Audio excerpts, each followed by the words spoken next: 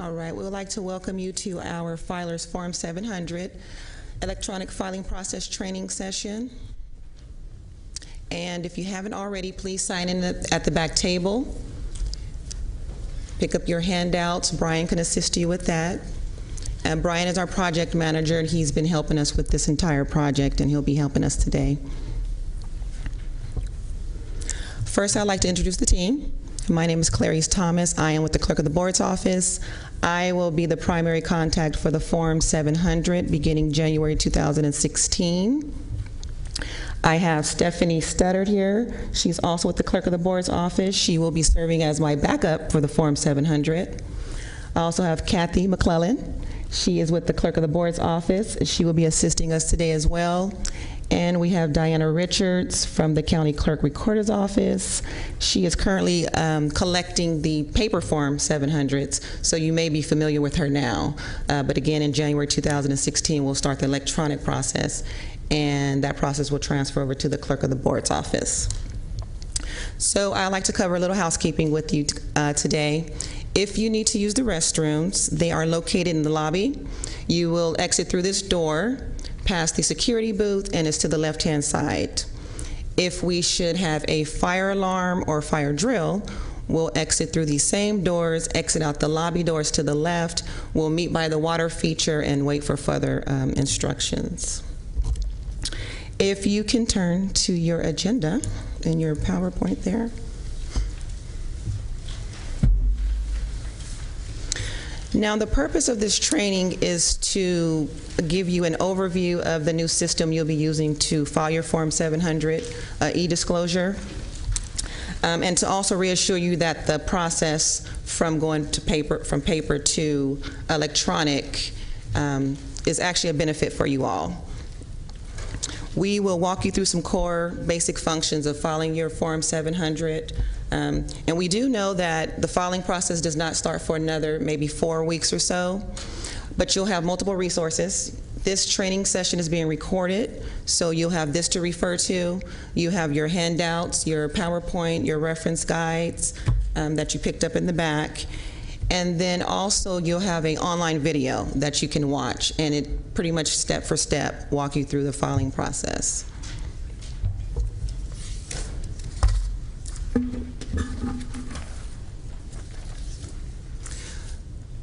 Now, today we'll talk about the importance of filing the Form 700. We'll get in depth about the e-disclosure, the new system, the actual process. We will walk you through the steps of filing your form. We'll discuss the resources again in depth towards the end, and then we'll have the question and answer session. So with that being said, we ask that you hold all of your questions to the end of the session, and then we'll open up the floor, and then we'll answer the questions at that time.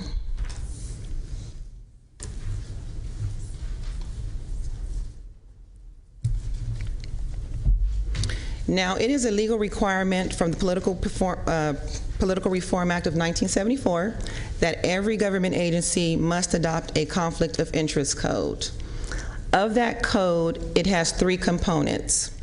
It has the terms, which is the language of the code.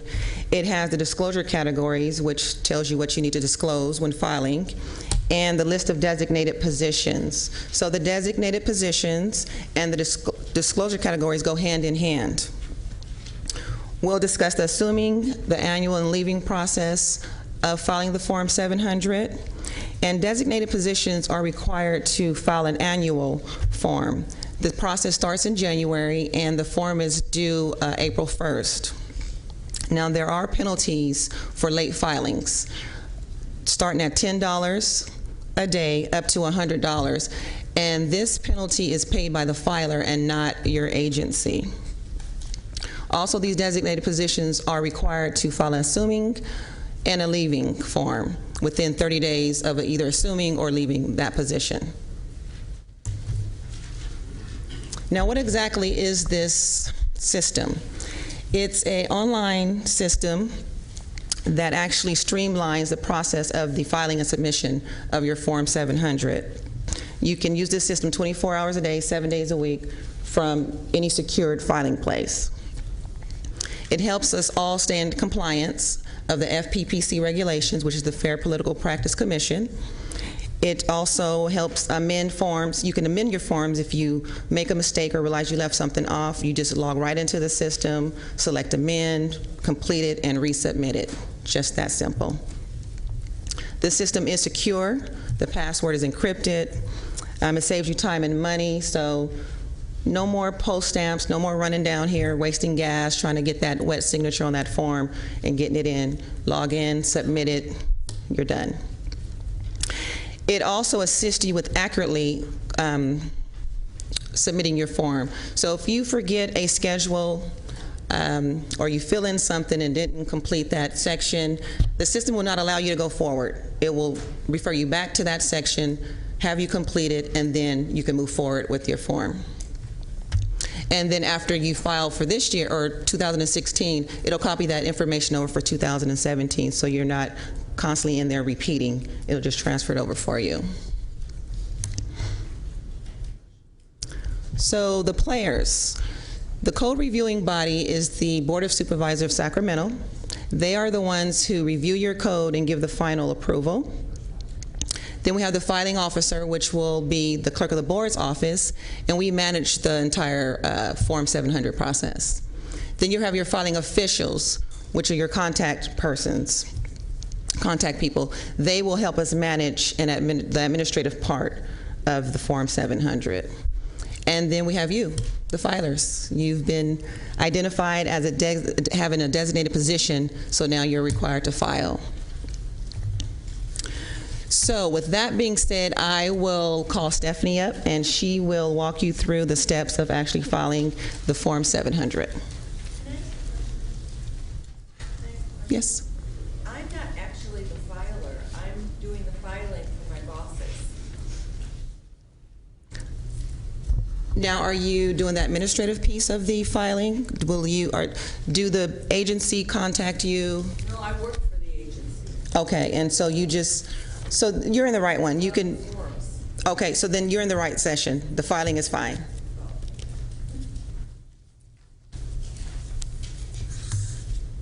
Thank you, Clarice. Alrighty. Hello, I'm Stephanie, and Kathy and I will be going over the filing process. I will be going over the login, changing your password, and verifying your information, and Kathy will be going over completing the forms, the schedules, and finalizing and submitting it electronically.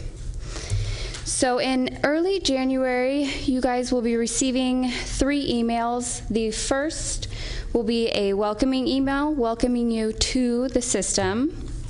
The second will be a login email with your login ID and temporary password.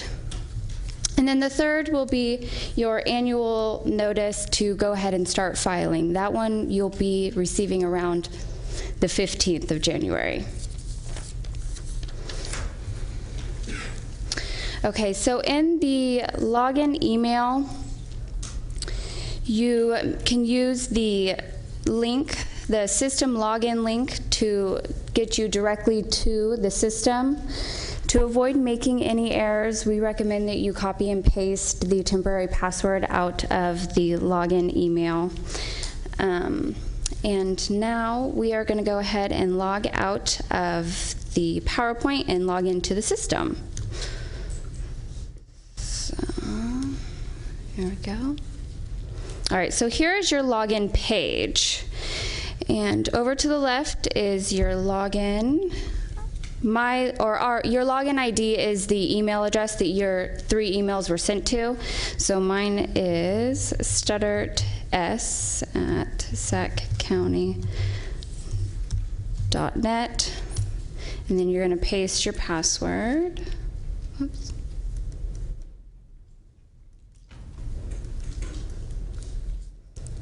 And log in.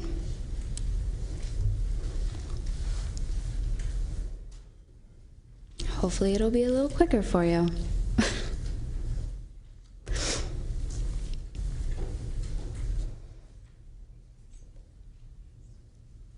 All right, here we go. Okay, so now you're going to change your temporary password. Go ahead and paste your temporary password once again. And then put in your new password.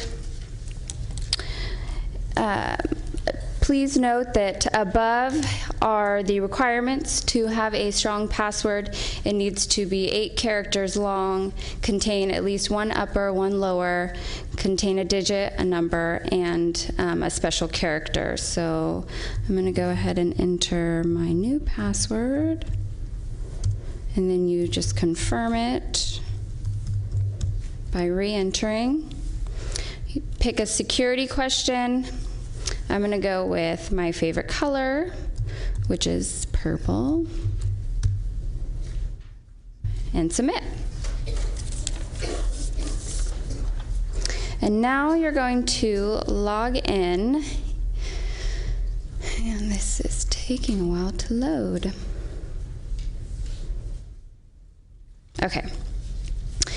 So in your first time logging in, you will see this pop-up. The pop-up basically is just telling you to double check all of your information. So we're going to click continue.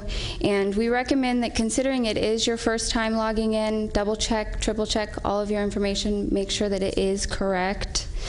And now we're going to verify the information in these 3 tabs are correct. And we're going to start with the filer and go down and make sure that all of your information is correct. My last name, first name, work email. If you have a personal email, please enter it. And then the show address on the Form 700, show email on the Form 700. Please note that this is a public document, so the public can view it, which means that we recommend leaving the address as the position address instead of putting it as your home address. And then down here are these 3 tabs: edit, report an issue, start filing. You can click the edit, and it only allows you to edit the address and the email. If you need to change any of the information, the last name, first name, any of that, go ahead and just report an issue and we will address it immediately. All right, so go ahead and save. And moving on to the contact information. Once again, make sure that all of this information is correct. The address, city, state.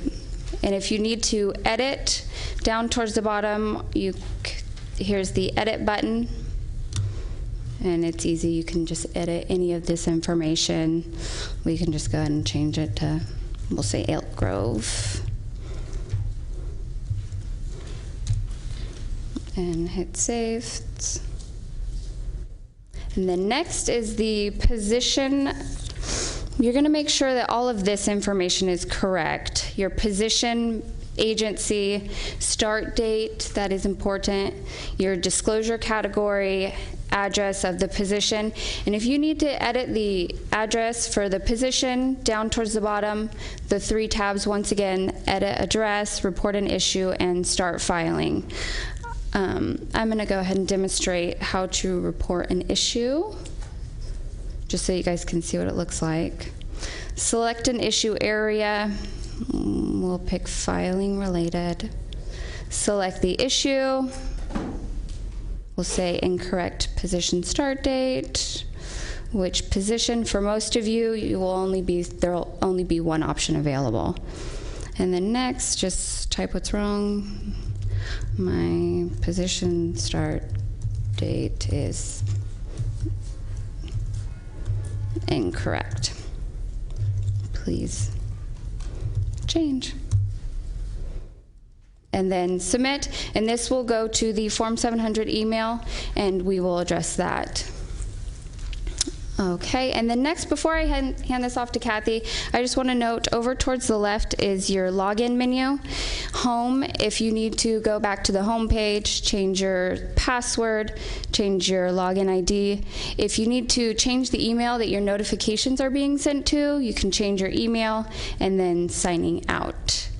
All right, and next Kathy will come up and go over completing the schedules and forms and finalizing and submitting electronically.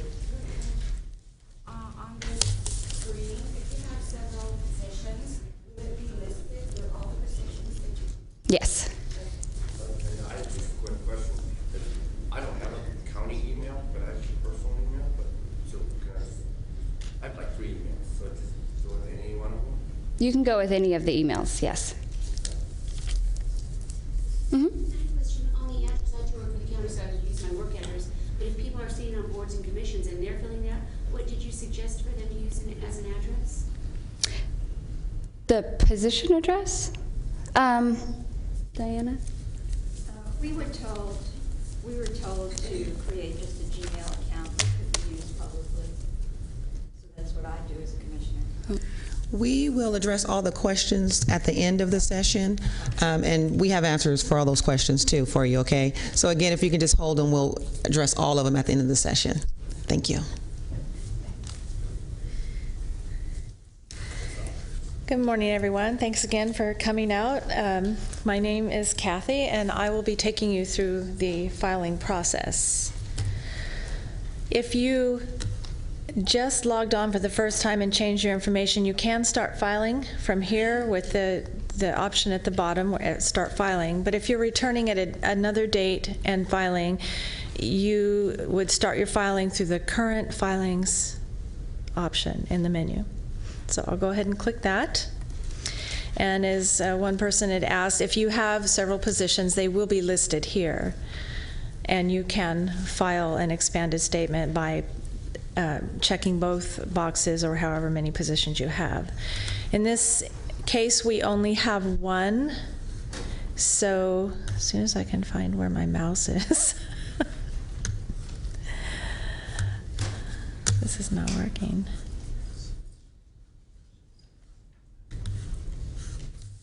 What is going on here, you guys?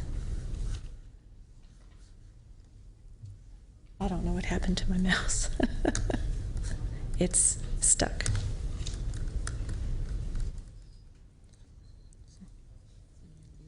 Okay,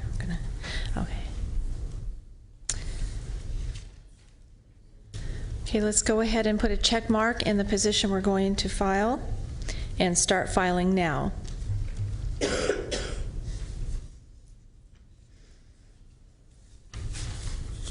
Okay, this brings you to a filing details and schedule summary page. Here you will find the name of the position you're filing for, as well as recommended schedules, which are based on your disclosure category indicated by a check mark.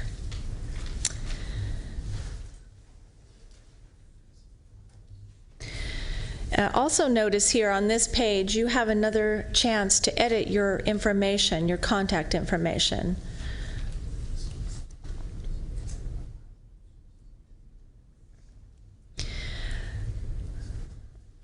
On the schedules, if you need to if you would like to look at instructions on how to fill out each schedule, you may do so by checking on the question mark next to the name of the schedule. You may not have all of the check marks in here for your position. In this instance, we do. It's important that you check yes or no for all the reportable interest boxes. Even if you don't have a couple of check marks in here, you need to check no, yes or no for each category. For today, we're going to check Schedule A1 and Schedule D as an example. So I'll check that. And the rest of them, I need to check no. Okay. You can also review your disclosure category by hovering over here or clicking on the hyperlink to read the information if you need to know a little bit more information about that. I'm going to click continue. You get a pop-up box here indicating that you have no reportable interest on one or more schedules, and we only check 2, so this information is correct, and I will proceed with the 2 schedules.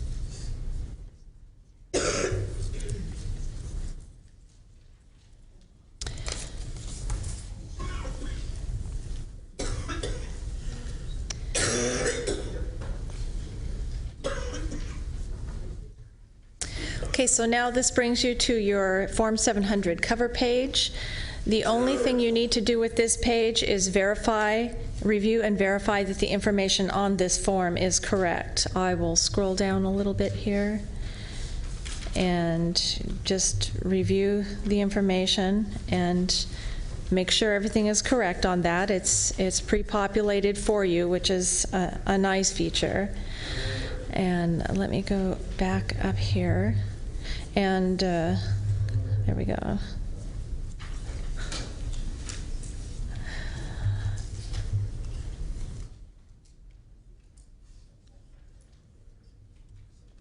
Okay, so notice also that we had selected only 2 schedules, and you will see them on the tabs at the top. I am going to go ahead and fill out Schedule A1.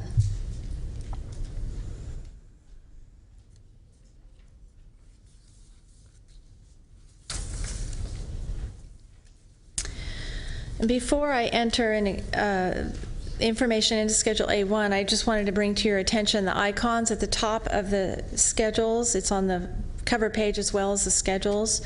You have the option of viewing the menu bar by clicking this icon. I'll go ahead and maximize that again. You can zoom in or out, fit your page to the size of your browser. You can add a page. For instance, in Schedule A1, if you have 7 items to report, there are only 6 on the page, so you can add an additional page there. If you need to delete a section that you have filled out on one of the schedules, you do so with this.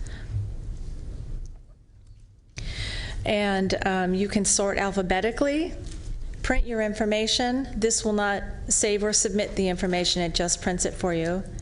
You can save your schedule.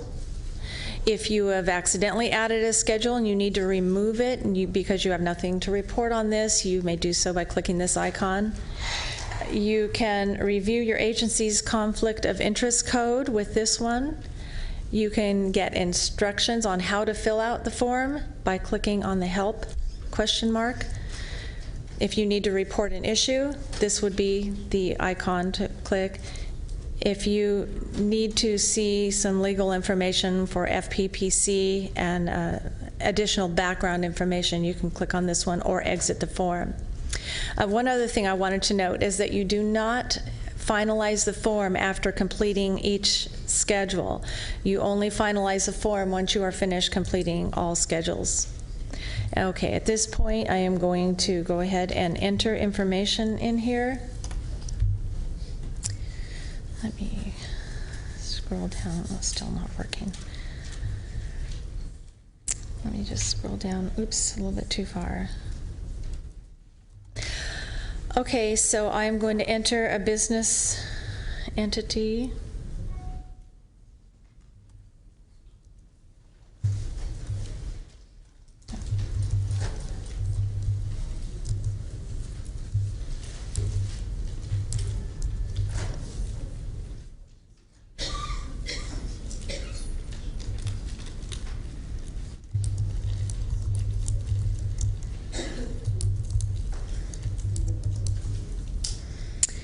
And one thing I wanted to note also is if you inadvertently forget to check one of the boxes that's required on the schedule, it won't let you move forward until you have entered all the mandatory information. So you'll get a red flag if you've forgotten to check a box or enter information in a certain field. I'm going to go ahead and leave something blank on this just to show you what happens if that is done.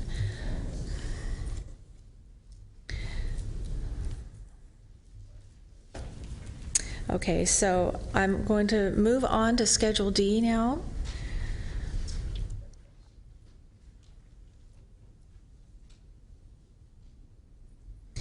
And I will add one gift.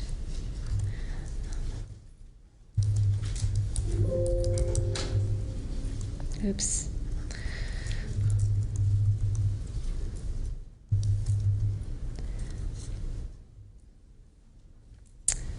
Bear with me here. I'm not used to this laptop.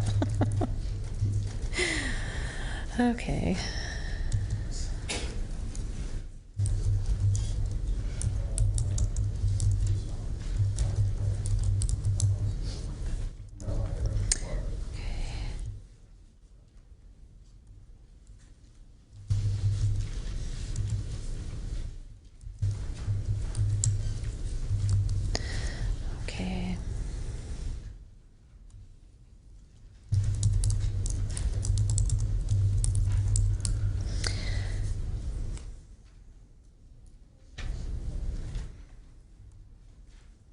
we're on a test site here, so the dates I'm entering are for a previous year, so. Okay.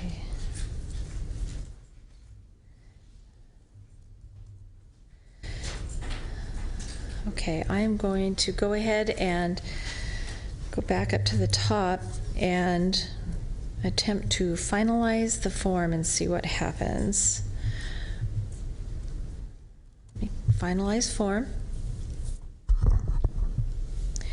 Okay, and so you see here that I have left some information blank on the schedules.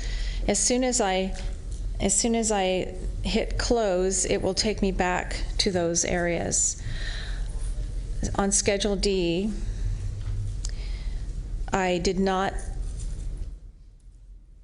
I'm not sure what the date is for. Maybe I have the wrong date here.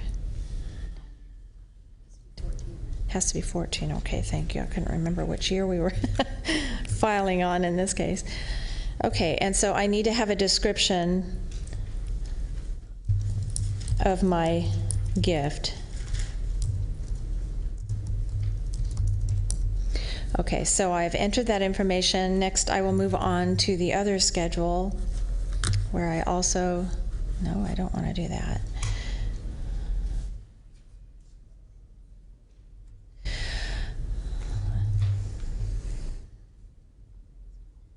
Okay, so I have entered the information in Schedule D. Let me go back to Schedule A1 and see what I missed. I need to add the nature of the investment, so I'm going to check the box here, and that should be all. So now I will finalize the form once again.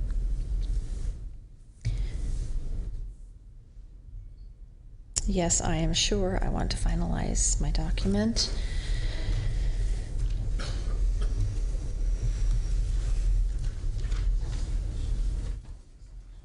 Okay, so one error message here, one message you see here that you will not see if you're filing this year is that this is being filed late, because as I say, this is a test site and we're using a previous year. So now this brings us to the page where we need to verify the information, and so you need to check accept on this before you submit electronically. I'm going to go ahead and submit this electronically.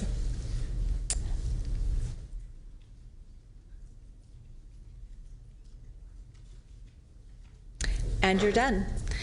Your form is instantly sent to the clerk of the board. It says clerk recorder here, but that's changing as of 2016. So it will be automatically sent to the filing officer, which is clerk of the board, and that's it for the process. The only other thing I wanted to show you here is that once you are done with your filing, if you need to view it, print it, save it locally, you can find the information that you just submitted in previous filings. So on the menu, just click on previous filings, and this lists the Form 700 you just submitted. So you are able to view it, print it, you can save it locally, you can make amendments at this point, and you can print out a filings report. And so that is it for the filing process. And at this time, I will turn this back over to Clarice, and she will discuss other resources and next steps.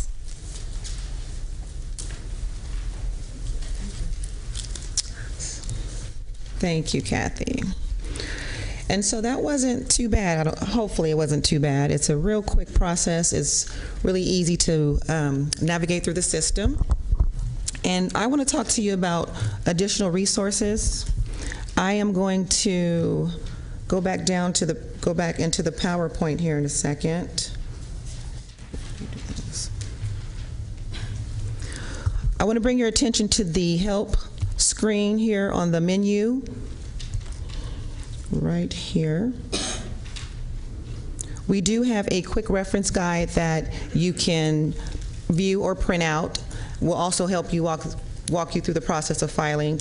And the filer's user guide, that's actually part of the system. It's a larger packet, but you can print that as well and that will help you navigate through the system as well.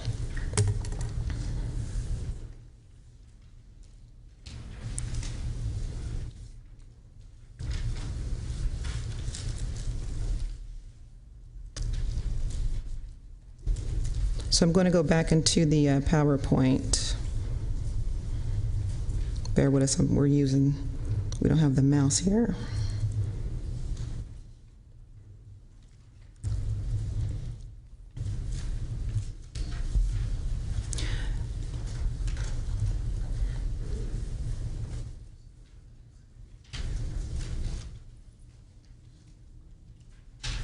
All right.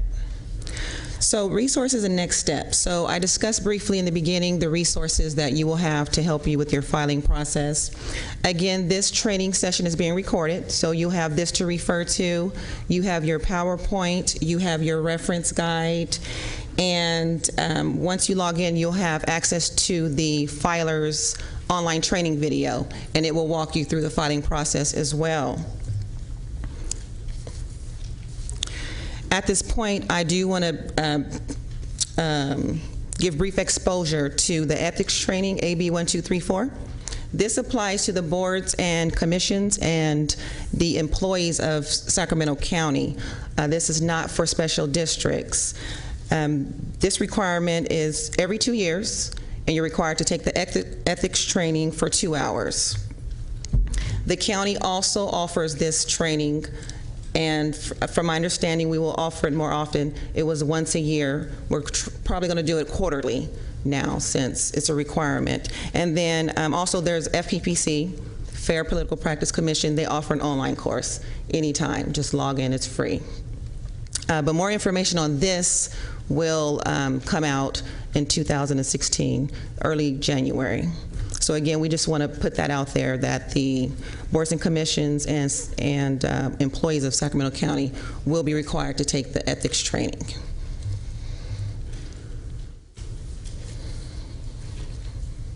Now, the resources I discussed will all be found at our Form 700 website. You have it here. This training will be uploaded maybe about 3 days or so you can go back and view this training. And every handout that you have, you can print it out from this page as well. Now, you'll receive the 2 emails. You'll receive the welcome to the system email. You'll receive the second one with your user ID and your temporary password. Initially, you'll receive the third one. There's actually 3, and that one will tell you, hello, it's time to file.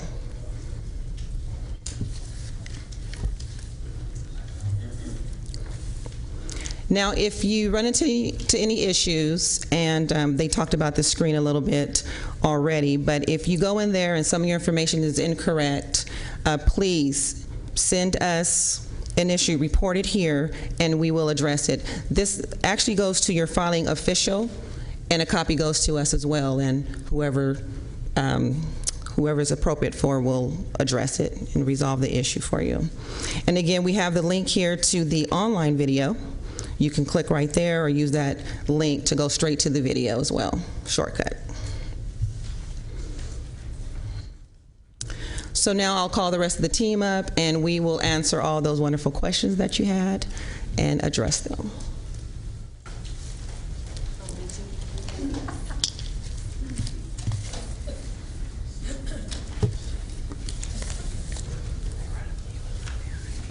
Okay, what was it? Hi, everybody. I'm Diana Richards. I'm with the County Clerk Recorder's Office, and I'm currently the one that's been taking most of your statements. As Clarice said, in January of 2016, they will be taking this over, and I can tell you I've been doing this system for a year. It is an amazing system. I think the largest, most difficult part of the whole system is that initial password and setting up your password. That's the hardest part of the system, and that's probably the main complaint that we got early on. So if you're having trouble with that password, we do recommend that you copy it or call one of us and we will help you through the system and get you in there. The codes and everything that are required, it's required by FPPC just to ensure that your information is very secure. So that's why it's kind of a little more in-depth password on that. So a couple questions that I heard from you guys, and let me address those and then we'll have some hands. Filing for your boss, you will be able to do that. You'll be able to log in. They're going to get the information through their email. They'll get the password. But if your boss is delegating you to do that, you will be able to go in there and log in. But he'll have to provide you with that information. He or she will have to provide you with that information so you can do their form for them. But they'll need to provide you with all the information for that, because I know you asked that question. And then updating your email address. You can use your business address, you can use a personal address. It doesn't matter what email address you use. We do want to just be able to contact you electronically, because this is an electronic system, and we're trying to make it as easy as possible. And then if you leave at any point, you can change it. Let's say you're leaving your position, you can update it to your home email address. That way you'll get the leaving office notification at home and don't miss any notifications of your requirement at that point. Yes? So is email address just for your use, or is it published as part of the public document? It is only published as part of the public document if you choose to put it on your cover page. That's the only time it will be available to the public. So most of them are defaulted to not show your email address. So that's why we encourage you, if you don't want your home address or your personal email address, don't put it on your cover page. Leave the defaults as they are, and then you'll be covered. And then position address, most of you default, it's going to be at your agency level.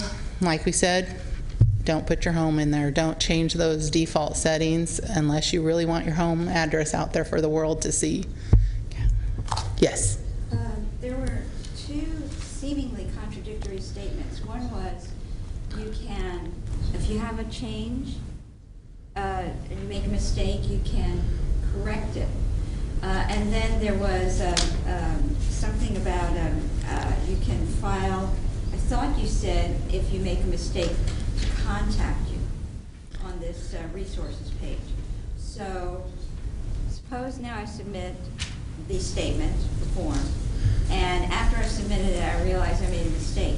Do I have to resubmit the form and then notify you that I have changed the information? Is that the way it goes?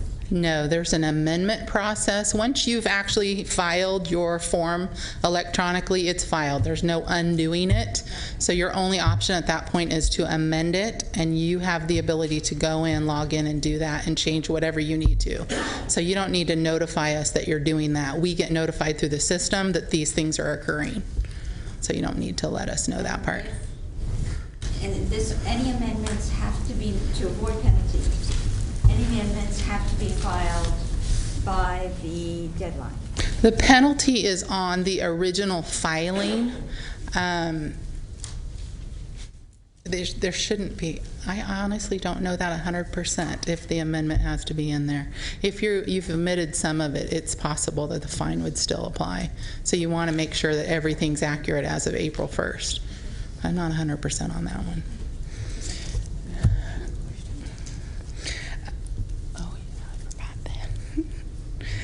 There was another question, last one that I wrote down, regarding multiple positions. Most people are only going to have one position, but there are some individuals who will have multiple positions. That would probably be a County of Sacramento employee, and they're also sitting on boards and commissions. The only other positions that you will see, even if you have more than that, are the ones that Sacramento County is responsible for. So if you're on the City of San Francisco's board or whatever, you're not going to see that through this system. You're going to have to file a separate Form 700 with the City of San Francisco. Yes? When you're filing, if you don't have any, say, investments or anything, is there a place where you have to check off that you don't have, or you just don't file them? On that first screen, when she was filling all the little bubbles in for the schedule, you would just pick no on all those, and all you would see was a cover sheet, and it would say no reportable interest on that cover sheet. The cover sheet fills itself out automatically based on what's in the system. You can't edit a lot of it because it's already verified and secure in that way.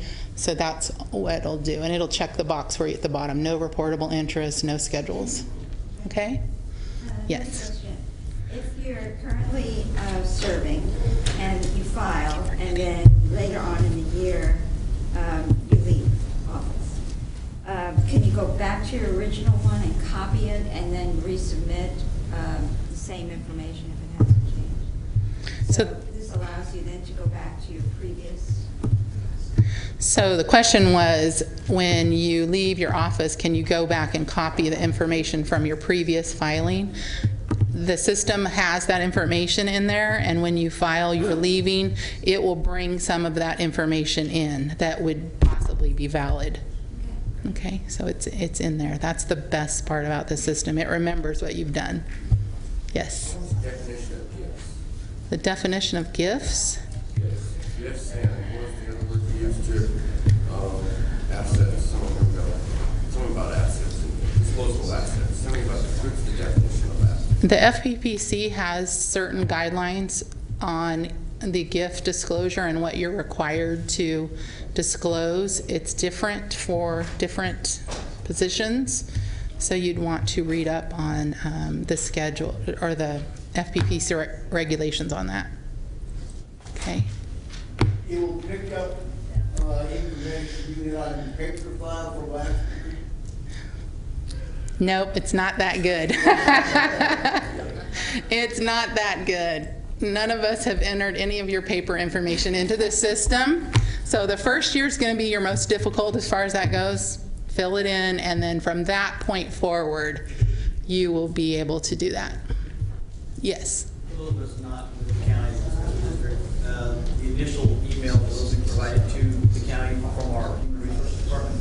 So we have to provide those. Okay, so the question was, do you need to provide your email address? We have already gotten the email addresses from your district contact or your board contact. For the most part, we've gotten that information. Yes? So my question kind of goes back to the dual filing issue. If you have, like you're on an elected board in the county, it's not a county position, not a county board, and then you also serve like on advisory where it requires you to file two forms for both of those you on there. You initially log in, you have to initiate that.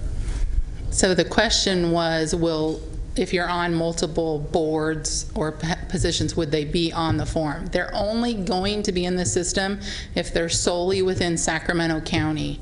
So if the board you're on is multi-county, if it's state, if it's another city outside our jurisdiction, it will not be in the system. However, if it is, there is an expanded statement. It's a secondary page behind your cover page that will list all your different positions within Sacramento County. Okay, does that answer your question? Okay. Yes. Well, I currently filed for different entities, and over the next year, I plan on leaving two of them. How do you do a leaving office without leaving the other offices? That's a good question. So the question is, how do you do a leaving office without leaving all of your positions? Your filing official will monitor and track your leaving. They're required to input that information. So they'll only input it on the 2 positions that you're possibly leaving. And so when you go, you'll get a notification, file leaving. It will only grab those 2 positions. Okay? Yes? 2 questions. One is, after I submit my process electronically, will the filing official be notified via email that I submitted it? So the question is, will the filing official get the electronic notification that you have filed? The answer is no, they will not get an email. However, they have reports that they have accessible to them that they'll be monitoring throughout the process. So they'll know who files and who doesn't. So you don't have to do a secondary notice to them. Okay, and then the second question I have is in the example that you gave where there were 2 schedules, Schedule A and B. I recognize that you had to complete a complete schedule before it would allow you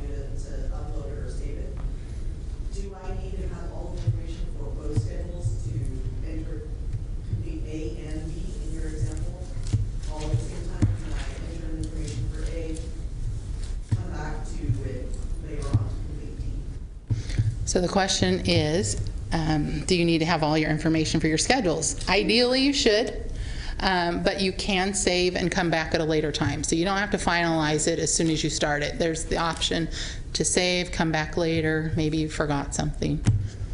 Okay. And also, on that note, before you electronically submit it, and I don't think they showed it as well, at the bottom of that screen, it shows your Form 700. So you have another opportunity to just scroll through it and really verify that that's what you want to submit. Yes.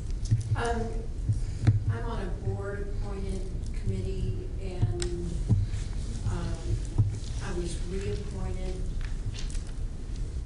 a year ago. So my start date, there's a date that asks when the position started. Does it start when my first appointment or for the current appointment?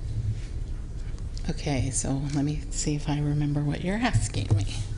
So you're asking if your start, now did you leave the board at any point? No, it's a committee. Right. And it was for a 2-year term, and then I was reappointed Got it. after the 2 years. So the, Is it from 2 years ago, or is it from? okay, so reappointment, the question is, does she have to file an assuming with a reappointment? The answer is no. So once you're appointed to a board, even if it has a term limit, if there's no gap in service and you're just reappointed, you will continue to file an annual. Yeah, I know I filed, but there, you asked in there, what is the date you started? The date will actually be your original date. That date will never get changed through your terms. It'll show. Original date I was appointed. Correct. That would be a lot of upkeep if we had to do terms, but we don't. Yeah. Yeah. It's just a fault that Yeah. that's for elected officials as well. If you get reelected, it's still, you know. Correct. Correct. The FPPC requires you to file an assuming office when you assume office, and then when you leave office, you are required to file a leaving. So if you're being re-elected or have a new term, that doesn't fall into that. You just continue to file your annuals through the process. Okay. Yes. When did you say these emails were going to start coming in with the information? So the question was, when are you going to see these emails? We are looking at early January. We're going to try to get these emails out as close together so there's not a big gap and you're waiting for that next piece. When am I going to get it? Yeah. Who are they from? Are they from? They're going to come from the Form 700 website. Form 700, that's that county email address. That's where they will come from. Not a person. It will not be a person. It's going to be the Form 700 one. So like Clarice said, you'll get the kind of the welcome one to the system. You'll get your password, and then you're going to get your annual notice. And then yearly from then on, all you're going to get is either your annual notice, it's time to file, or if you leave or assume, you'll get those email addresses as well. Okay? Yes. So the dates that these are due will be determined by our client when they send us the letter. Usually we get a letter from our client saying it's time to fill out the Form 700. It's not always the first of the year. Who's your, We have 2 different clients that we fill out these forms for. explain. Carmichael Water District. Okay. is one of our clients. And then Serrano Associates is another one. And we usually get letters saying, you know, it's time. So will that come from you now? Carmichael Water District, I believe, is one of our, if it's a Sacramento County entity, it will come through the system. It will come through your system. Right. Carmichael's not. And then the start date, I have no idea, you know, these attorneys have worked for these agencies for a long time. Where do I get the start date? So the question is, where do you get the start date for your different positions? That information's already been provided to us by your filing official. So the filing official, which is our liaison between the filer and the clerk of the board's office, has already provided most of the information that we need. So we have all that. It'll be on the form. It'll be in the system. Your start date's already in there. Hopefully a good email address is in there. Otherwise, you won't get a notice. How about disclosure category? Okay. So the question is the disclosure categories going to be in the system? They are. We have uploaded all the disclosure categories from your entities, your board commission, your district, from their conflict of interest code, if we had it. We have uploaded it, and that verbiage matches the paper code that should be on file with your district or your board or commission. So you should be able to get a copy of that through your board or commission, or it also will match what's in the system. So you can cross-check it if you would like. Yes. Oh. I'm sorry. That's okay. One more. On one of these boards, we have to add a page of clients that paid over $10,000 to us that year. How do I add that page?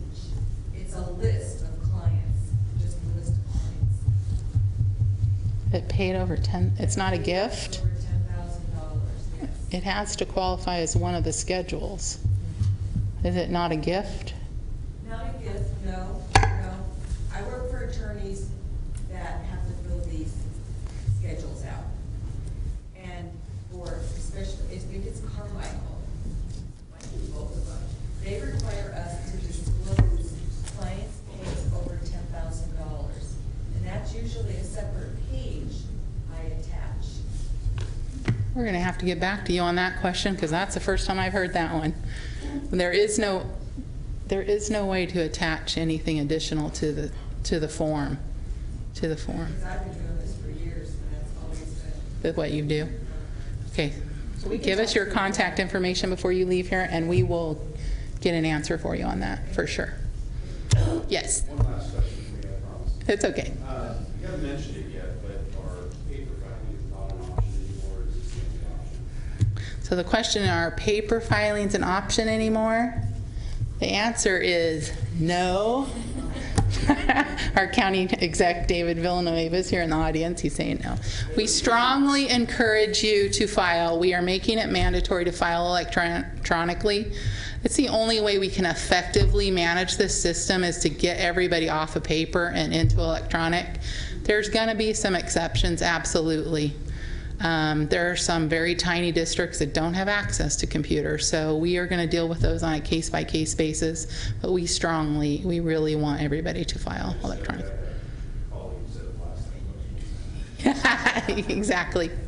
Exactly. Sorry, I just wanted to address two things. For the gentleman who stated that the question was if he sat on other boards, would those be included into the system? The answer was no. However, you can print that form out. You can fill it in, and you can print out the form, sign it, and then you would, of course, have to mail it to that other agency. So that is one of the benefits of the system as well. Two, we do understand that there was some misunderstanding in the times. We did send out a save the date that had one time set, and then we followed up with the actual invitation that had new times. So the filers training was from 9 to 10, and our filing official, which is the contact person of each agency, that's 10:30 to 12 o'clock. So I was asked to address that because I know there were some misunderstandings with the times. We do apologize. Okay. Any more questions? Anybody? I'm still bothered by this now, because I get scholarships and nonprofits, go to events, this California Budget Project and all these things, now come by the Policy Center, and Silk and all these organizations, so they don't count on that, right? They don't. Those questions are more legal questions, and you would have to contact the FPPC, their hotline, and go into depth with those. Right. I don't think I have to file now. I honestly cannot answer that. I would be giving you legal advice, so you will have to contact the FPPC on that. Can you answer to that? Well, in the presentation, there's a little blue question mark, and for each schedule, you can see the instructions, and then it lists, you're saying for gifts, so Schedule D, it lists what are reportable gifts on that, and then if you don't get your answer from that, then you can go to the FPPC hotline. That's a good one. Anybody else? Are we good? So these, Yes. you had mentioned that we're able to complete the form and print out for the ones that are outside the county. Are we able to save it? Yes, you can save it to your desktop in a PDF form. Yes. Any other questions? Yes, no? And if you have questions that you'd like to talk to us one-on-one, we'll stay after a while so you can come on down and talk to us one-on-one, and we can address those questions as well.